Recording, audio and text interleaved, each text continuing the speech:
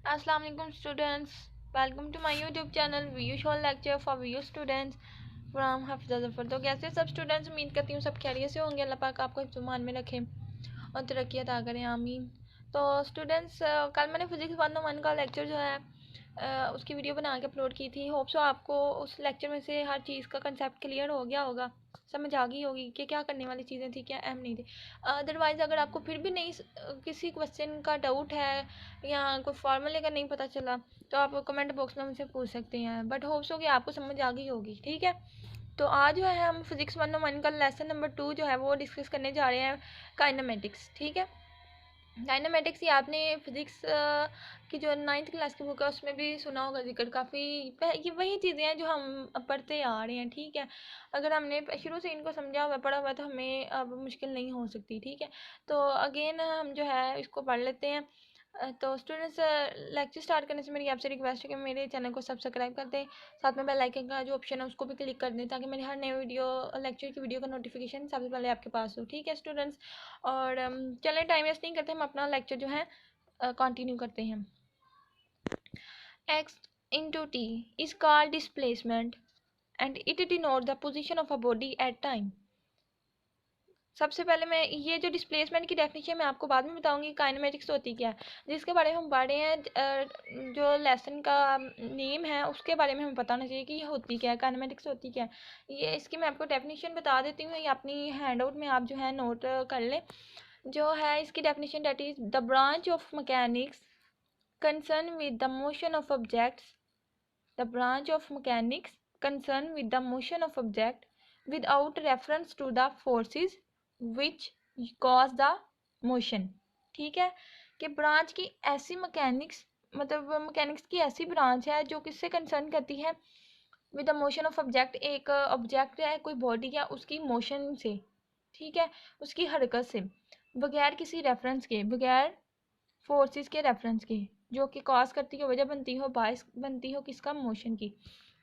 तो ये होती है काइनेमेटिक्स। ये मैंने आपको अगेन जो है डेफिनेशन इसकी बता देती हूँ। The branch of mechanics concern with the motion of objects without reference to the forces which cause the motion. तो ये थी स्टूडेंट्स काइनेमेटिक की डेफिनेशन, ये आपको पूछी जा सकती है, तो मैंने आपको जो है ये बता दी, वहाँ यहाँ हैंड आउट में नहीं है। तो उसके बाद है फर्स्ट वाला पॉइंट है x into t is called, x यहाँ पे कोई बॉडी और टी यहाँ पे टाइम है, इज कॉल्ड डिस्प्लेसमेंट। क्या कहलाएगा, डिस्प्लेसमेंट कहलाएगा, फासला इसको बोलते हैं। And it denote the position of a body at time.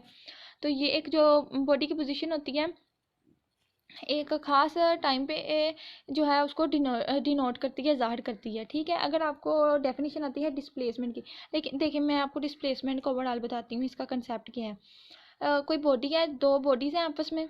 ठीक है, एक बॉडीज़ है, एक बॉडी को नेम दे लें ए, दूसरे को दे लें बी। अब ए से बी के दरमियान, इन दोनों बॉडीज़ के दरमियान जितना भी फासला है, that is known as displacement. क्या क्या कहलाएगी, ये इसका डिस्प्लेसमेंट होगा। इसके अलावा मैं आपको एग्जांपल दे देती हूँ कि लेट्स सपोज 2 फ्रेंड है।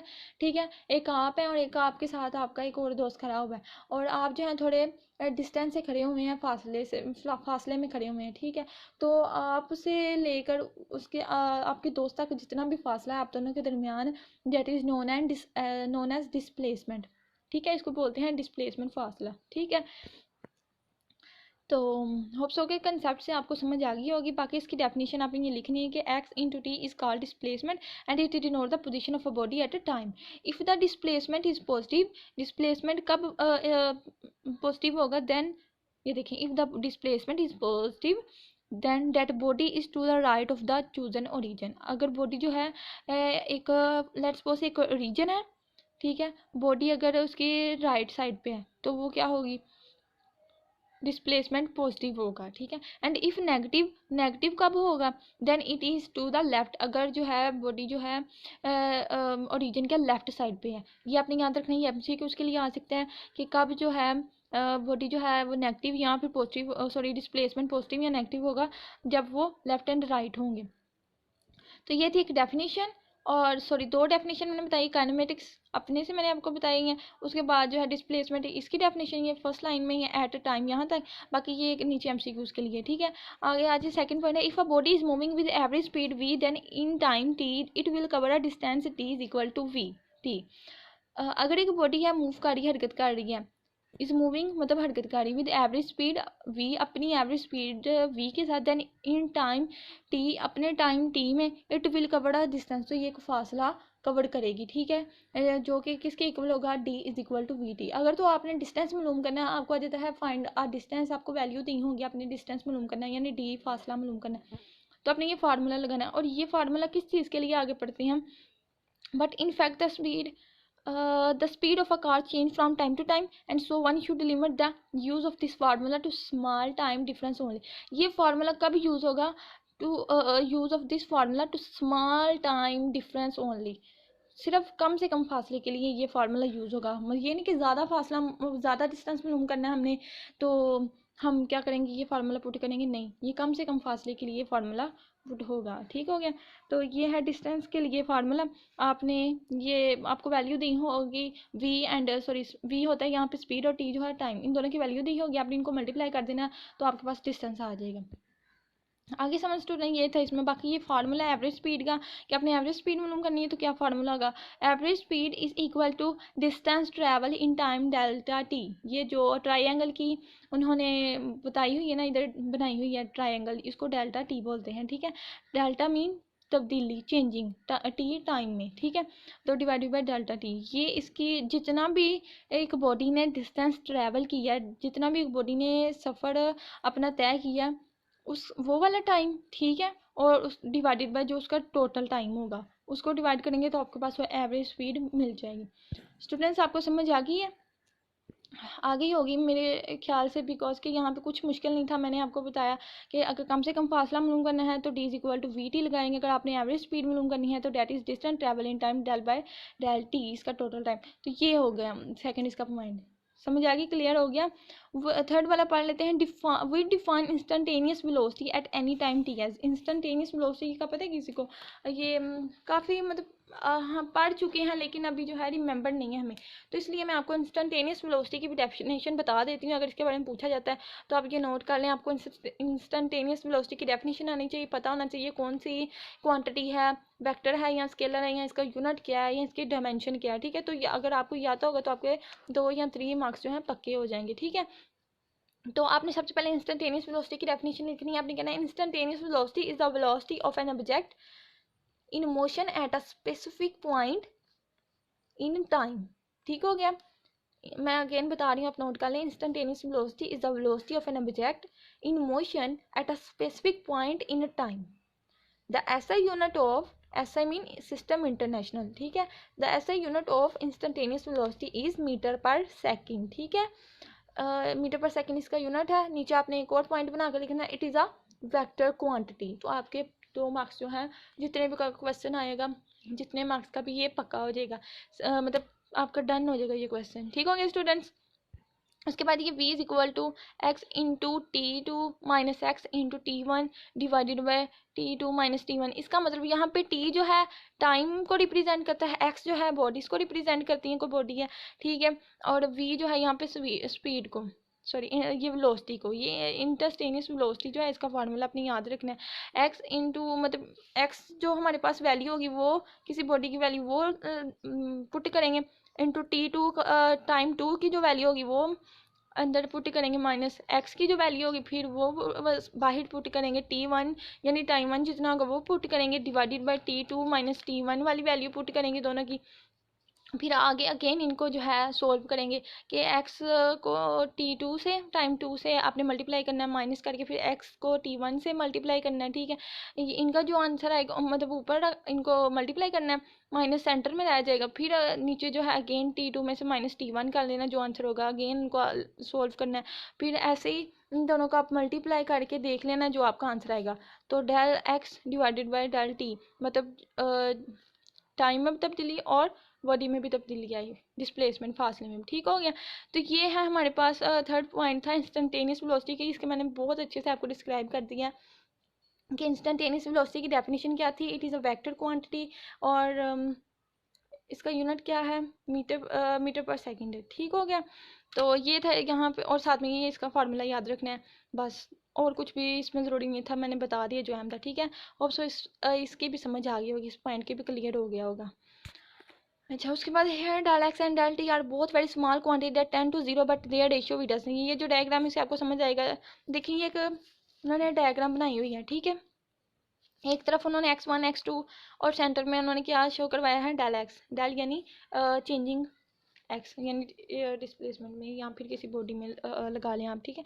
तो ये जो दूसरी लाइन है इसको t1 से t2 तक, जब टाइम t1 था तो ठीक था, जब टाइम t1 था तो x1 भी ठीक था वहाँ से, लेकिन जब टाइम t1 से मतलब टाइम 1 से टाइम 2 तक गया, मतलब x1 था एक जगह पे जो है कांस्टेंट था, एक जगह पे रुकी हुई थी बॉडी।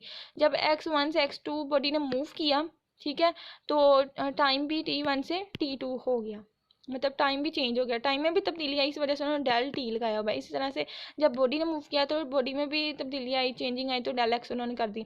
अब ये दो डॉट्स आपको नज़र आ रहे होंगे, इन दोनों डॉट्स के दरमियान जो आपको छोटे छोटे डॉट्स नज़र आ रहे हैं, तो that is a example of displacement. ये है डिस्प्लेसमेंट फासले के भी एक एग्जांपल जो है, कंसेप्ट क्लियर कर दिया यहाँ पे, ठीक हो गया।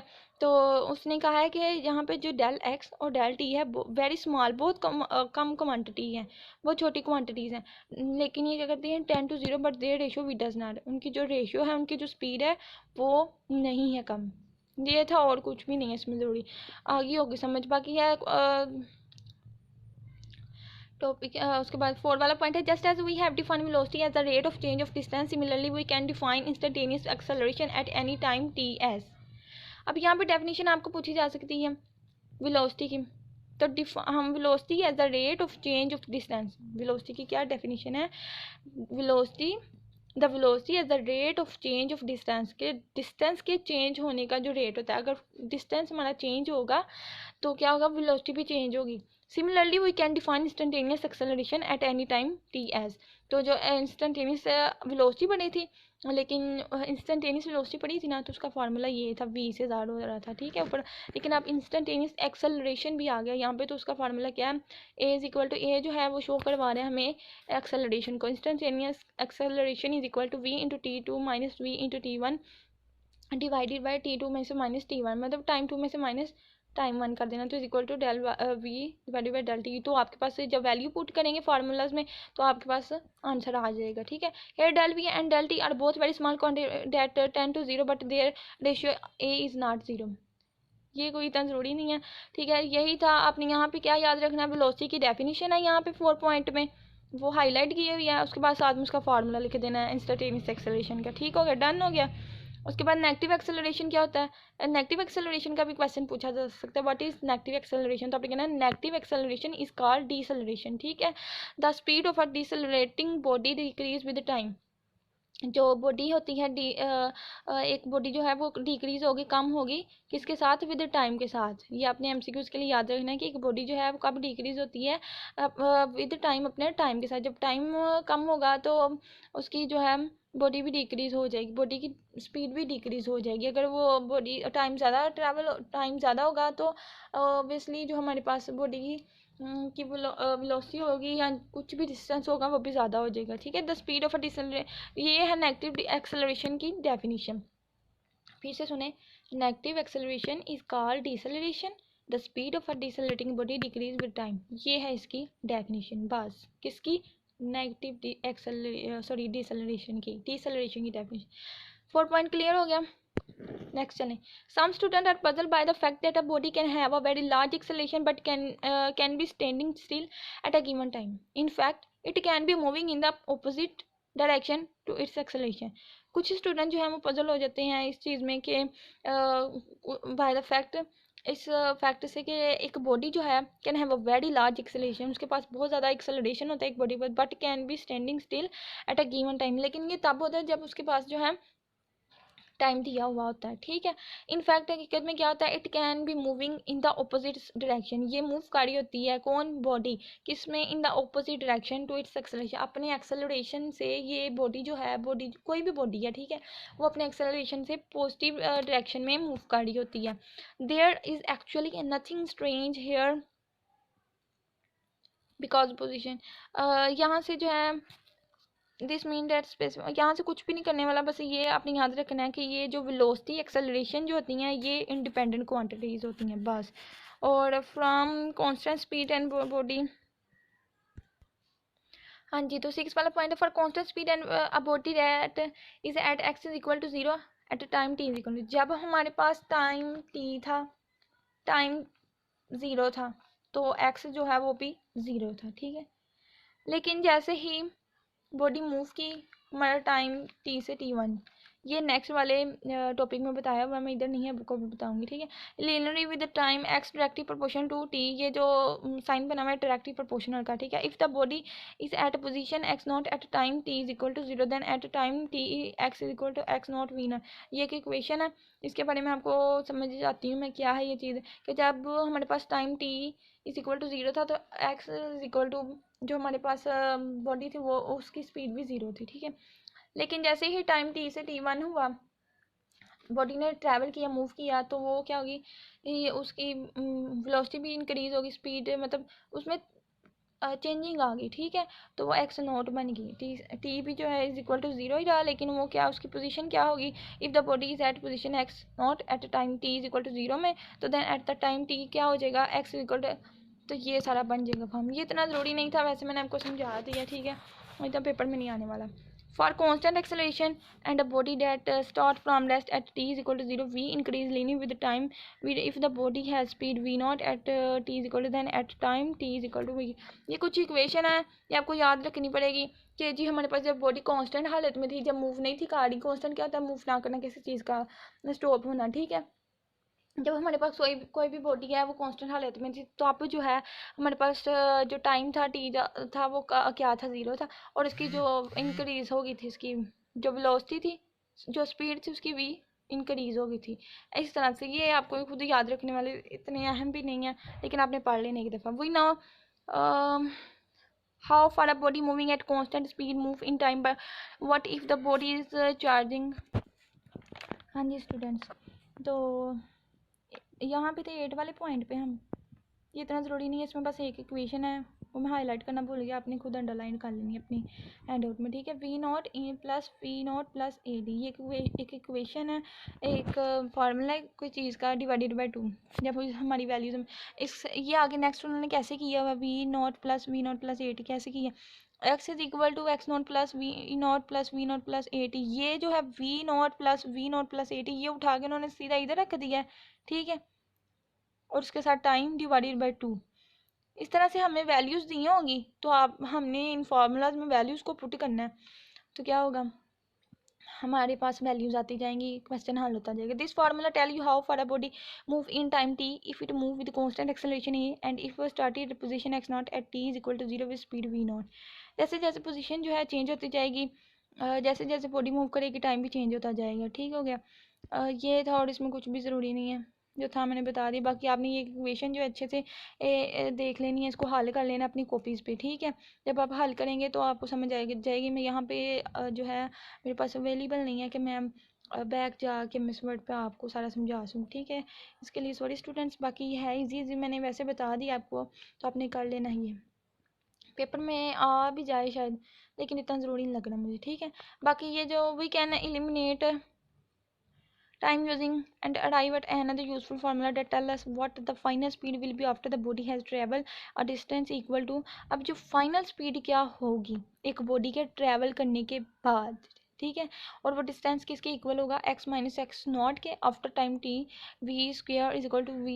ये उसका फार्मूला है कि जब आप एक बॉडी जो है काफ़ी टाइम के बाद जो ट्रैवल करेगी तो वो किसके इक्वल होगी, इसके इक्वल होगी, ये जो सारी इक्वेशन बताई हुई है, ठीक है।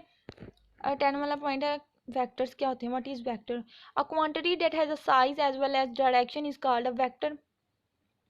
एक क्वांटिटी है, कोई भी मकदार है जिसका साइज, जो कि साइज रखती है, that has a size as well as direction, जो कि अपनी डायरेक्शन में जिस डायरेक्शन में बॉडी मूव कर रही होती है उस डायरेक्शन के लिहाज से अपना साइज रखती है एक क्वांटिटी, ठीक है, that is called a vector, ठीक है। So for example the wind blow with some speed and in some direction, जो वाइंड ब्लो करती है अपनी डायरेक्शन के लिहाज से, ठीक है। So the wind velocity is a vector, तो ये एक वेलोसिटी क्या वेक्टर की आपको डेफिनेशन है ना, तो आपने ये जो मैंने हाईलाइट की हुई ना स्टूडेंट एग्जांपल के साथ ये लिख देनी बस।